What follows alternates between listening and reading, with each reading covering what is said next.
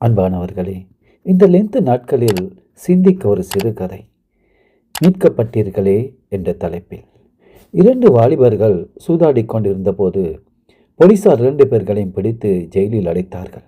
அதில் ஒருவன் செல்வந்தனின் மகனாக இருந்தபடியால் அவனுடைய தகப்பன் தன் மகனை விடுவிப்பதற்காக அபராத தொகை எளிதாக கற்றி உடனே மகனை மீட்டு கொண்டான். ஆனால் அடுத்த வாலிபனும் மிகவும் ஏழ்மையானவன்.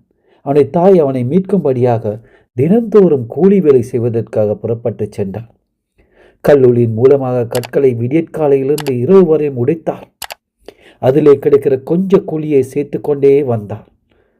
பலமுறை கற்களை அவள் உளியை கொண்டு அடித்து உடைக்கும் போது தூரத்திலே சிறைச்சாலையின் கம்பிக்குள் சிறையிருந்த வாலிபன் தான் தாய் செய்கிற கடுமையான அடிமைத்தன கூலி வேலையெல்லாம் பார்த்து கொண்டிருந்த போது அவனுடைய உள்ளம் உடைந்தது.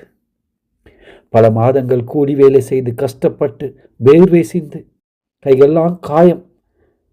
பணம் சேர்த்த பிறகுதான் அந்த ஏழை தாயால் தன் மகனை சிறையிலிருந்து மீட்க முடிந்தது. அந்த வாலிபன் வெளியே வந்தவுடன் அந்த செல்வந்தன் மகன் மறுபடியும் அவனை சூதாடும்படி அழைத்தான். ஆனால் அந்த வாலிபன் அவனை பார்த்து, உன்னுடைய தகப்பன் செல்வந்தனாய் இருந்தபடியினாலே அதை கொண்டு எளிதான முறையை விடுதலையாக்கி விட்டாய். ஆனால் நானோ அப்படி அல்ல. என்னை விடுதலையாக்க என் தாய் கல்லுடைத்து கூலி வேலை செய்து பாடுபட்டாள். இனிமேல் சூதாட்டத்துக்கோ வேறெந்த பாவழிக்க வரமாட்டேன் என்று உறுதியாய் சொல்லிவிட்டான்.